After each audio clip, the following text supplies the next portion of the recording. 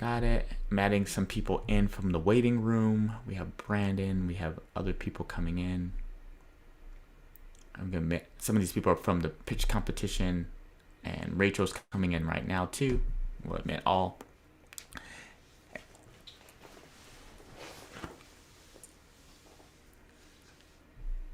Okay, Joanna Pantages, thank you. Hi, my name is Joanna, and today we will be hearing from Stuart Mckown, who will be talking about modern investment research tools for founders that provide insights into relevant industry trends. So he's going to help show us what's going on and keep us on point. Oh, I like that. I like that. Keep it on point. My dad always said on point. That was so funny. That's great. Before we start, Stuart, and thank you so much for always helping all of our entrepreneurs. Like it feels like you're like the this like super peer for any cohort. Like if you have a Stuart in your cohort, you want that. That's our goal to have someone who helps so many people. But I do have Rachel is on. Rachel, can you hear me? Okay. Yes, I can. I want to congratulate you. This is the first time ever I've seen someone present two separate ideas in a pitch competition. Like you just see one idea, one founder pitching an idea, passionate about it. You're passionate about both, right? But I think both had this kind of great merit. But can you tell the audience a little bit about yourself? Cause I told them I was gonna give you a little time. Sure, sure. Hi, everybody. And thank you for having me here. My name is Rachel Liefenhagen. I am the Cal State San Marcos Entrepreneurship Society president. And last night I presented our Innovation Hub Challenge that was a water sustainability project. We named the company Fog Farmers, and I pitched the idea out to everybody about how we are going to focus on agriculture industries here in California, golf courses and advertising space. Was super excited about that. So we pitched that, and I am proud to say that we won that challenge as a society. It took a lot of work. Brianna Cordova here is our alumni, and she helped out on that project as well. So I do have to give her major props for helping us out. Yes. Thank you, Brianna. But I also pitched another idea that I am working on. It's called Build a Bra. I won't get into it too much because maybe one day I will actually be pitching here with you guys. Yes. So Yes. You I like will. to kind of keep the anticipation. But I'm kind of a multi-potential person. I like to dabble in a lot of things. So that's kind of where I'm at. And thank you and welcome to the welcome. Sorry. Thank you for having me at the group. Thank you, Rachel, and thanks for coming on. So, Thank you. Stuart, you get the stage now. Okay, let's do this. So, I'm going to be presenting trending financial tools for founders, a little bit of a guide that I made for all the wonderful startups that we're going to have in the room today. Here's a quick overview of what I'm going to be covering. So, to start out, these are the main three that I'm looking at: Owler, Crunchbase, and AngelList, all of which give you some industry insights and also what investor trends are going on. Additionally, I'm going to follow this up with a story of Blissfully, one of the most successful syndicates on AngelList, which I will explain in a bit, as well as some of the author's conclusions when adjusting your pitch for the sake of an investment strategy through angels. To start, we have Owler, and Owler is a wonderful first tool for founders. The reason why is that it gives you a rundown of industries by groups and understanding that you can reach out to industry elites, and those who are at the top who happen to have a large market share typically tend to reinvest in their industry to maintain that market share. So one of the wonderful things that you can do is actually go and see the revenues that they generate as a firm within the industry and see if they have a branch that actually invests back into their competitors to see what's going on and possibly adopt your idea or whatever you're developing into the company and give you that seed funding that you're looking for to start your idea, which is wonderful and I think is a great tool to have just for reference to see not only who the top people are, but also the firms that are competing with you for some of that seed funding. Now, what I use Owler for primarily is prospects, which gives you industry news constantly so that you as a founder can look at different events going on and seeing how possibly things like new technologies or industry leaders are looking towards investing and changing an industry. Sometimes it'll be based on technologies, sometimes it'll be based on diversity, which is excellent if you happen to be a woman founded or woman led or any kind of minority led firm within that particular industry that you see it happening in. Moving on, we have Crunchbase, another wonderful tool that allows you to see direct access to individuals within these firms. And these can be both investor firms or they can be firms that you're competing with. And it can allow you to make contact with a lot of investors directly by seeing either an email or a phone number. And as you can see in the GIF, you actually get access to about 10 of those per month if you're on a pro plan, but you don't have to be on a pro plan. More importantly, you can just see their LinkedIns for free. So you can actually reach out through your LinkedIn account and try to reach accessible targets. Now, when I say accessible, I specifically mean that not every CEO is going to make time for every firm that wants to either partner or possibly be invested in. So you may want to look lower at the list, like directors or potentially like associates, as a way to kind of get into the firm and understand what kind of investing firm you're getting involved with. This is a great way to connect and just generally be aware of potential investors that are in your area. Additionally, you can have what's known as a diversity spotlight put onto your firm once you make a profile. One of the things that is concerning a lot of different investors now are ethics and how they're portrayed within the marketplace. So if you happen to be a firm that's woman founded, for example, this is a little scape of one venture company called UTA Ventures and how they invest into all these companies that were woman led and founded. And there are different types of diversity spotlights as well as international spotlights for various countries. So you can actually access and see all of these types of firms that have been invested in, and then a portion of your investment strategy and time can be devoted to parsing out who might be an investor just based on this particular element alone. Lastly, we hit up Angel List, which is different because in the prior two examples, you got direct access and contacts, as well as just general industry trends. But what makes Angel List different is that you have an access to a wonderful list of an immense amount of angels who look at new different ideas coming on all the time through syndicates. And syndicates are a very interesting way to invest, where you have a lead investor purport an idea and try to trend your idea for usually a few days to a week. And in that time, you have to meet certain thresholds and you have to be able to make sure that your firm is ready to be backed essentially for growth. And to follow that up, they're all free.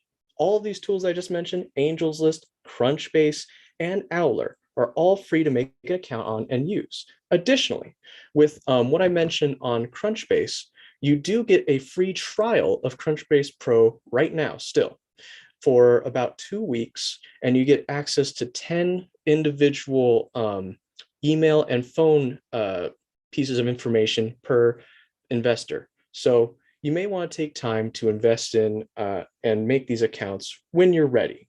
And when I say that, I mean, I want to talk about how one firm actually got 400K through their start on Angels List. Now, with Angel List being a very big platform, this company is a SaaS company, and here's their front page called Blissfully. Now, the way they had received this 400K was it took about 5 years of building up. So they were kind of well established. They were industry vets. They had a lot of backing, and this small tech company had to prove a lot of different metrics, as we'll get into. The founder, as mentioned in the previous slide, Brian York, happened to reach out to his network, where he got in contact with a savvy investor known as Kyle York, who happens to have a similar surname, no blood relationship or anything like that. But it got them to have that conversation that's ever so important when meeting somebody who can be a lead investor or somebody who can be that lead revenue grower. And what Kyle did was he developed an investment strategy and strategically positioned Blissfully to get that money.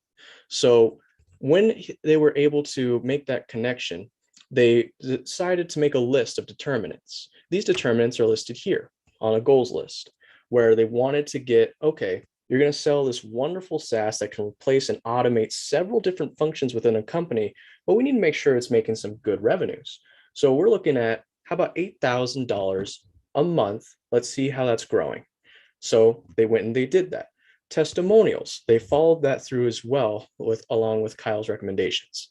And then they also had a launch profile and used Kyle as a lead investor, where they wanted to get as many people involved as possible to kind of refine and determine what that would be. However, it wasn't all perfect. They actually did a mislaunch first on Angel's List, where they didn't get many investors at all. They got under $1,000, which is a very, very low amount of money.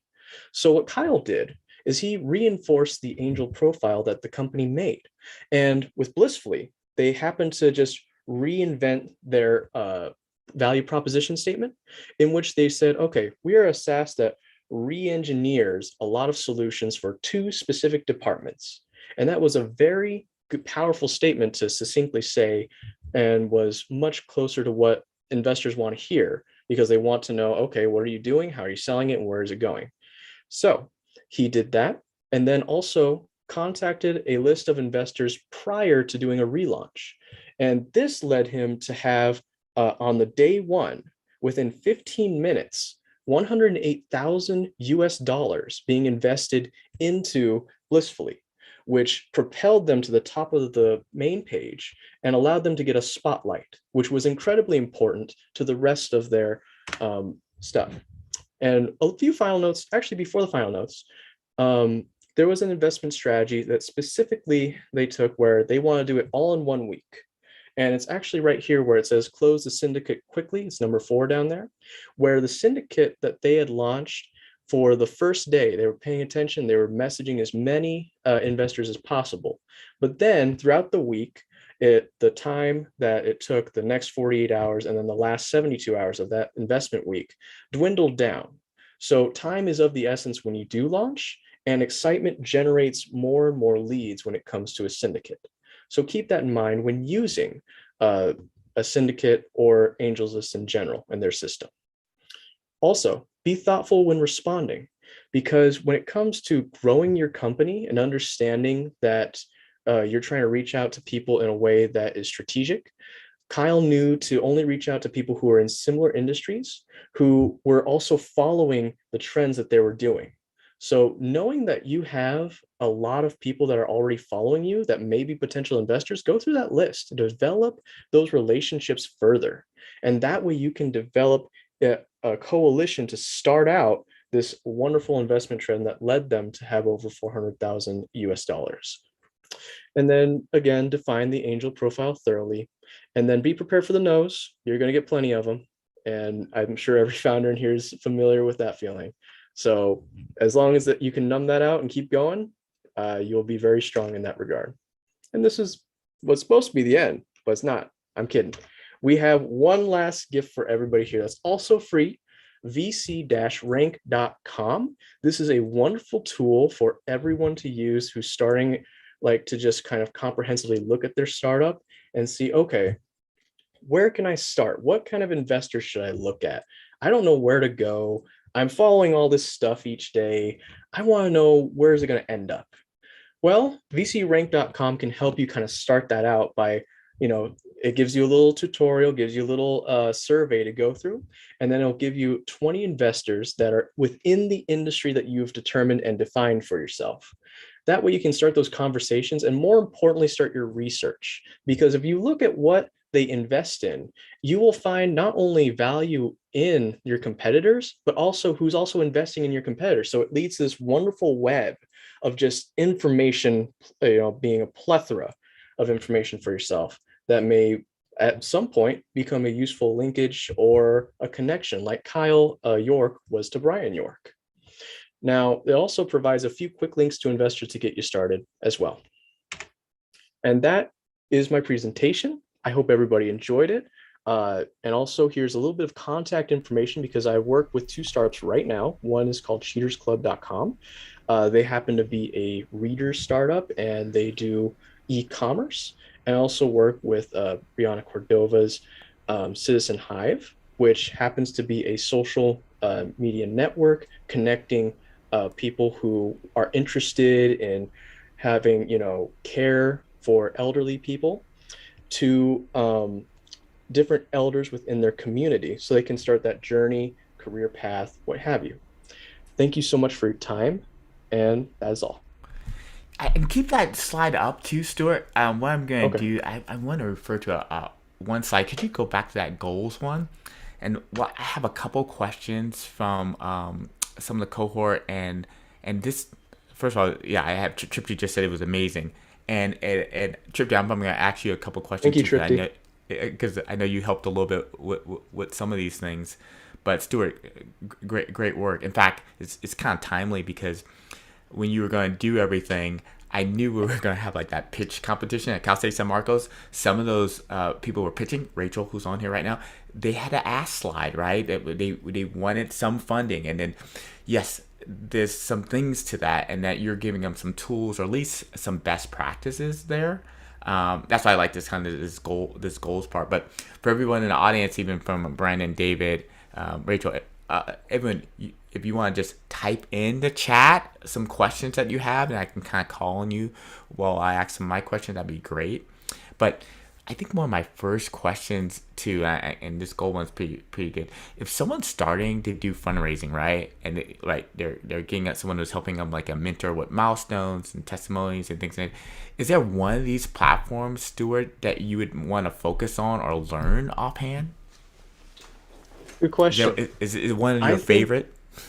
I think it depends on your current goals. Okay. So if I'm just starting, I start with Owler. It gives you perspective because you have a broad width of information on the industry that's right now affecting you. So if I'm going to start, I'll start with Owler. Then as I'm looking at prospects, as I'm looking at what I can have invested into my company, people that are worth like courting in a sense and understanding and building those relationships and connections and value, I would definitely move on to Crunchbase, because that way, if I'm on Crunchbase, I can start forming those connections and showing my value for the firm that I'm producing, for what I am creating, as something that's worthy of competition and also investment with my competitors at the level that I'm at. And then Angels List, again, I get it sequentially for this reason, is something that would be much later down the road when you're looking at that pre-seed or seed funding. But yeah, definitely start out with Owler if it's just in the ideation stage, you're just selling something and you're not sure where it's going. That's where I would go. Okay, I have two more questions, but Rachel, you have an initial question for Stuart? Oh, I was just agreeing and writing all these great notes down. You're covering everything. This is a lot of information, and I appreciate it. Yeah, I don't want to waste your time. Your time is extremely valuable. Always remember that. Yeah, thank you. Stuart, there's always this thing that comes up with startups, right? They say like, okay, Curling, I have this limited budget. I love that you said free tools, because usually when I talk to founders, even at USC, right? Even at USC, maybe they're driving like a Bentley, but they might be saying, I still want to save money. But when do you want to upgrade? Because I know there's like Crunchbase Pro. I know there's certain things. When do you want, what level do you want to upgrade to maybe a pro level of some of these tools? Okay, so for paid for services, there are a few that I didn't mention. For example, PitchBook is huge, but when it comes to, I would say, Crunchbase Pro, I believe that's roughly in the ballpark of $330 to $400 US annual fee. And you have to pay it all at once. And it's billed, I think after the first 30 days, you start the trial. Got it. So that kind of it would be very minimal compared to PitchBook, which is about 16,000 to 25,000 and is a percentage based Sure. funding, and they only do after seed. So when you start doing the paid for, you should probably go up and do Crunchbase Pro for the pre-seed, I would suggest. Okay. And that's only when you're really ready and you're meeting milestones from essentially mentors. Because Kyle York from this goals list was being a mentor in understanding the industry that is software as a service and understanding that the automation that they had was very valuable, but they need to sell it at a premium price that would allow them to get to that seed funding that they really needed.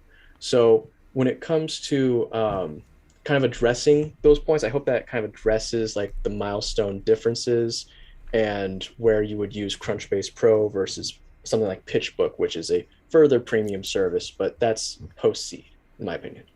I like that. I like how you actually put them in these kind of stages, right? Because even with Fokcus, we always have everybody in these stages where they're at. So I love that.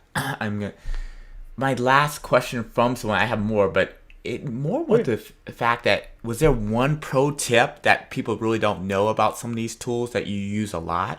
You know.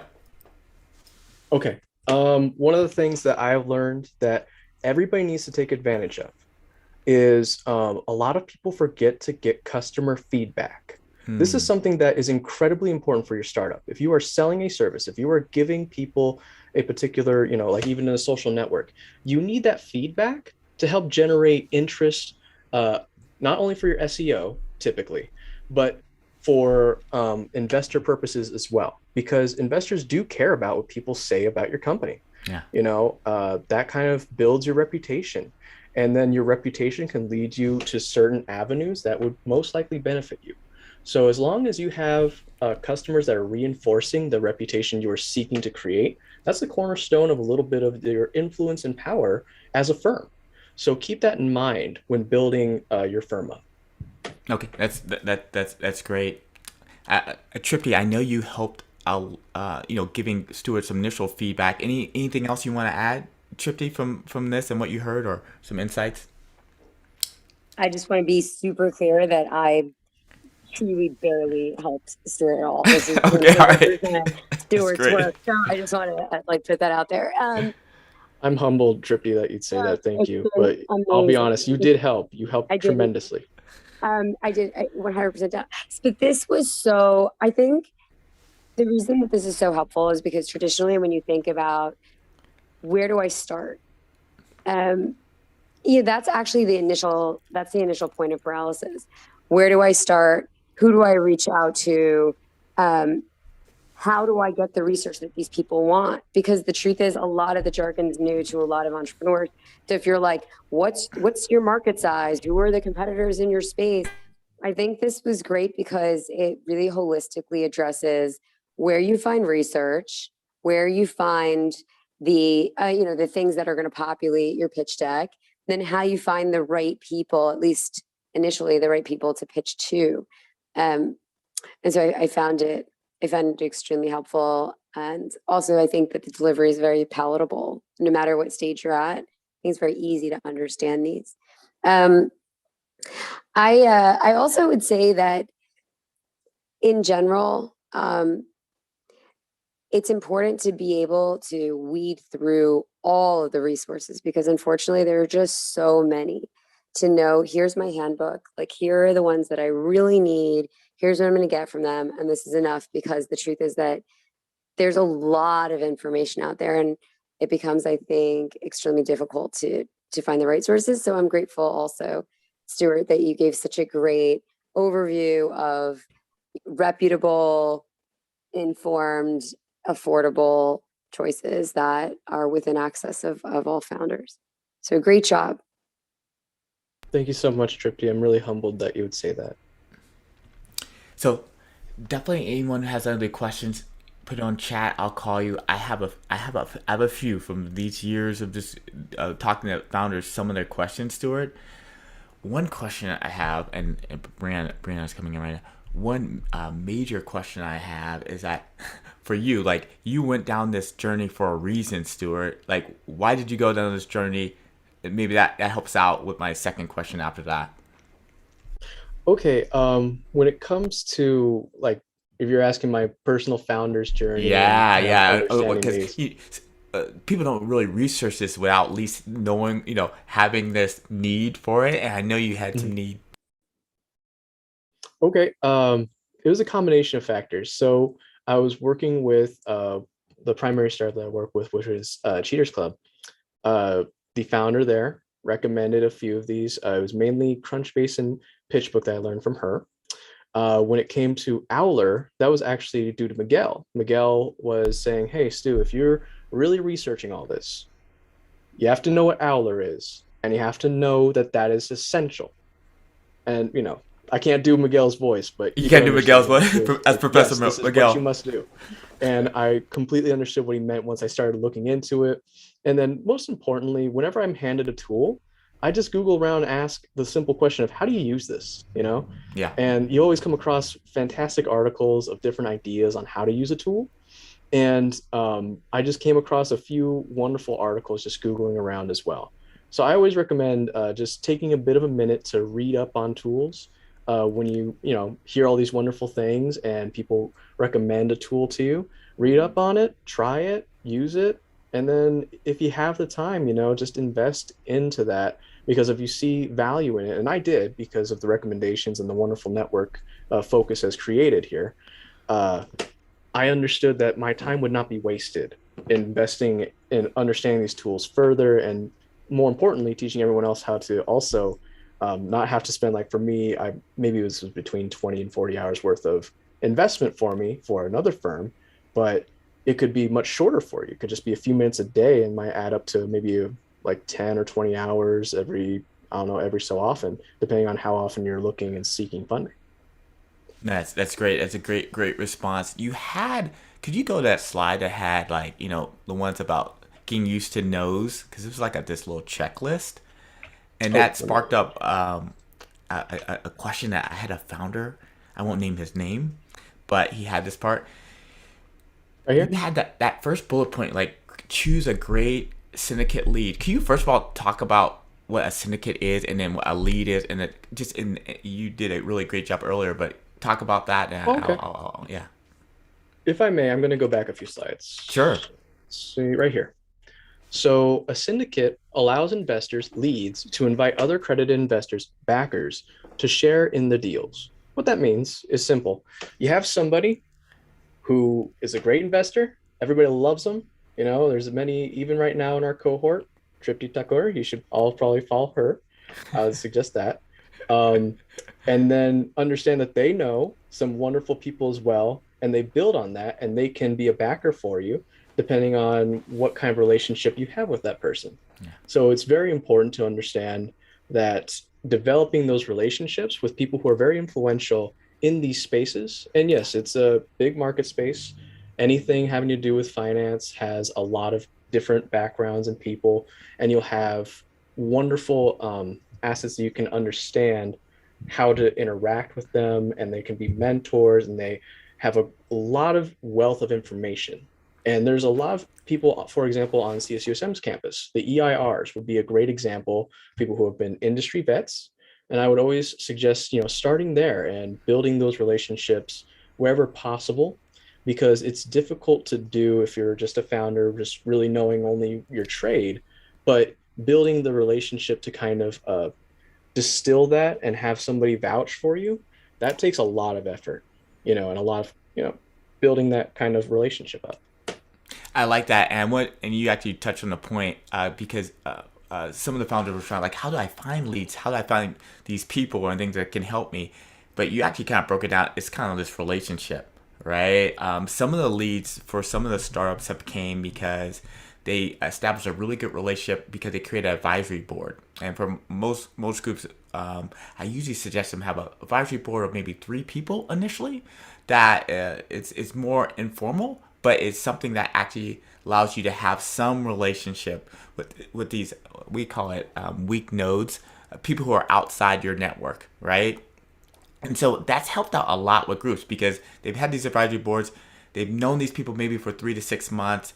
And then those people actually know some of the goals that the group has. So they can even help you, even help them even signal what those goals are and what they should be trying to do the next 6 months or to a year.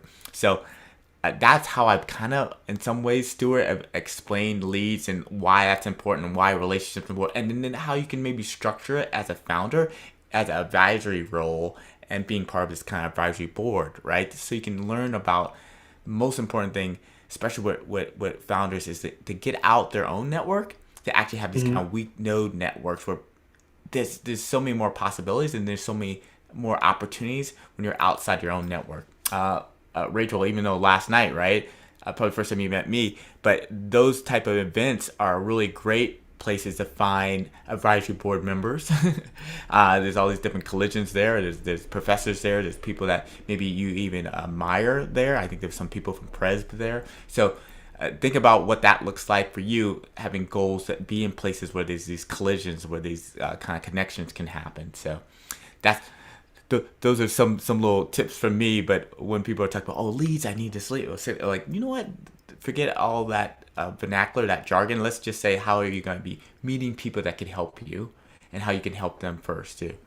I have a comment on this. I'm super glad that we brought this up. So, so 2 days ago, I started my first syndicate and angel. It's super easy, by the way, to do. They take care of everything for you, but it's part of the whole, again, holistic starting to, can I find some marginalized founders that need access and that are being confronted with, bias, and can we give them the appropriate amount of feedback, and can we also help get them funded? And the great news about some of what you're seeing here is that a lot of it really is very anonymized. So you can put out a deal on AngelList and then have, put out a build memo or whatever your reasons are for investment, and you can have people you don't even know invest, right? So that's great in terms of the network access issue that founders are having, where there still is bias though, but where I think people like me could potentially add value is really just in our limited ways, wherever we have domain expertise. We can say, so in this case, this is a e-commerce business that I'm thinking, let me take a really small allocation, see if I can raise money for you. And the truth is that having that rapport, so back to exactly what this is saying, Stuart, but having that rapport with whoever is leading that round is going to make things so much easier for everybody. So for example, if I can't fill an allocation, if you're just running funds for people and you don't know the founders, that's embarrassing to be like, hey, listen, I asked for 250, but I can only do 100, right? And then you're losing trust with the founder, you're losing trust with your investors, etc. If you know the founder and you're like, listen, let's take a shot and we'll see what we can raise and we'll see what we can do. And I'll get a bunch of people who are going to be interested in getting to know what you're doing. And at a minimum, you get more meetings with other people who can invest. You're going to be in a better, position. And so I think choosing that lead, whoever that is equally as important. So like for the investor, finding out who that person should be that you should champion. It is really important on the founder side to know that there's trust and that this person's really going to be out there fighting for you and telling your story, and that you have a lot of things that, there's a lot of reasons that your startup is resonating with that person. So I think it's just really important. And those are just sort of just side notes from being on both sides of this is I couldn't agree with that more. You don't want to be stuck with someone for, let's call it 7 years. You don't want to be stuck with someone who doesn't really get it or who you don't really like. Oh, I like that. And that's a really great, thanks for being transparent on that too, even just creating a list. That was part. Trippy, let me ask you one question, like side question on that. Do you offhand have some sort of methodology that you actually meet people who would probably be your lead or things like that? Is it that you worked with them before? You had like this 1 year project with them, or oh yeah, what's do you have some sort of that's so methodology? Smart. Yeah. So in this case, it would be a mix of that. It would be people, because again, it's an e-commerce company. It's people who are running e-commerce funds, but that also co-invest, and then it's people who I've worked with in the past who've had success with, similar products that I'd reach out to. So logistically, what you do after you set this up. So every AngelList deal costs $8,000. Unless you have a fund, then it's a percentage of everything that you do. But that $8,000 covers your, legal, the collecting checks, the assurances that people are accredited, all of that stuff, right? And so what you do, if, for example, I raised $100,000, I could either raise $108,000 to cover it, or if I raise $100,000 and there were 8 investors, for example, I would just split that among them. So you would just gross up what they owe. Anyway, AngelList takes care of that. But how do you reach out to the people? It's very similar, by the way, to how founders reach out to people. You just have to assume XYZ is in your network. ABC has done this with you before. And then you send them emails and whatever. So you first put together an email list of everybody who you want to actively outreach to. Send them your blurb, send them the reasons why you're getting a better investment. Again, this is why it's important to have a good relationship with the founder, because there are a lot of really fun things when you're pricing around. There are a lot of investors that don't ever want to invest in something that's uncapped. Because even if you get a significant discount to the next valuation, you could be totally screwed if the next valuation comes in lower. So, is this a discount? Is this a cap? Will you waive carry? So one of the things that Stuart mentioned here was that, because everybody participates, there's a portion of carry that traditionally is 20%. So after you beat that threshold, after that, everyone else, all of your other LPs in the syndicate get paid. So you come up with what favorable deals you'll give to the original list of emailed investors that you're reaching out to, because they are in your network, right? Curling, like they're your friends from prior jobs. They're in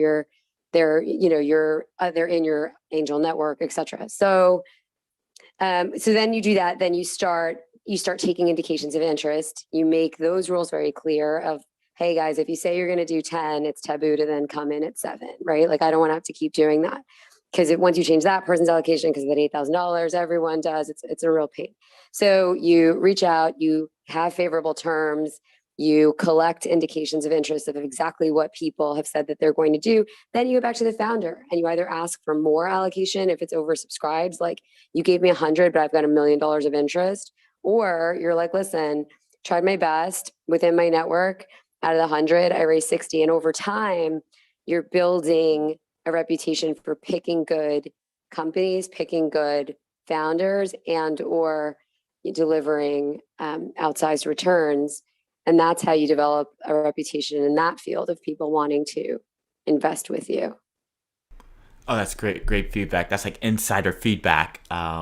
This is a great talk. It's not like Rachel and Brandon want, like, we try to have these kind of open questions just to be real with everyone, because not all this is ever being taught, usually even at USC or things like that. So definitely, if you have some questions, you can unmute yourself on that part. Stuart, I have this one question I usually ask everyone. You might even know what I'm gonna say as I'm kind of closing up. But it's if you could tell your younger self, Stuart, starting this process, what would you tell your younger self? I'd get on Owler and I'd check out what's going on there before engaging what I wanted to do and what I thought would be my solution to the market problem and my value proposition. I would definitely check that out because I'll find probably a few competitors that might be doing something similar to me. So it'll give me an inspiration to then narrow my value proposition to maybe a niche or change it up and see where else I can fit in. I think having that industry knowledge and building up a network before engaging the market, like Tripti was talking about, and really working on those projects, getting involved, and just being available within your industry can really help develop what you're doing. And, thank you again, Tripti, for the wonderful and eloquent response to a lot of what we were talking about in regards to specifics. That was really helpful. It was. Tripti gave us the thumbs up. Everyone said, "Go, Stuart," on our chat and Slack. We knew you were going to do it. Go you guys. You guys are the founders, so go you. Go you.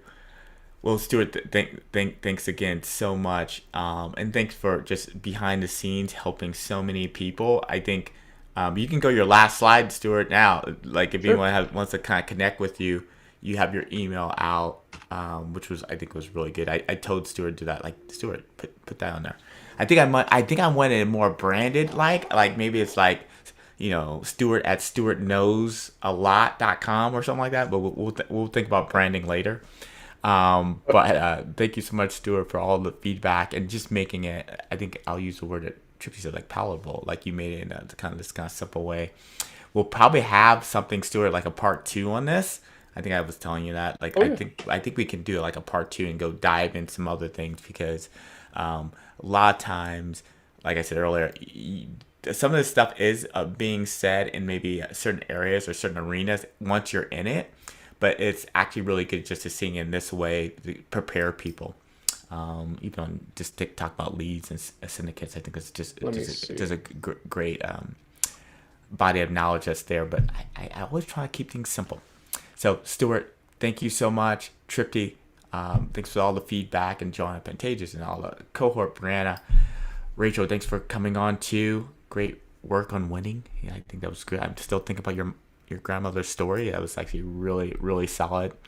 And all the new people like Juan to David, who I talked to last night. I talked to some of the groups there, and what we're going to try to do. Professor Clark's actually going to be speaking next week. He's going to be having some startups, but what we're trying to do is have more of the groups that we're interacting with outside come in for our Thursday talk. So it makes it a little bit more entertaining and more diverse questions. So take care, everyone. Thanks for coming to Tech School, and we'll see you next week.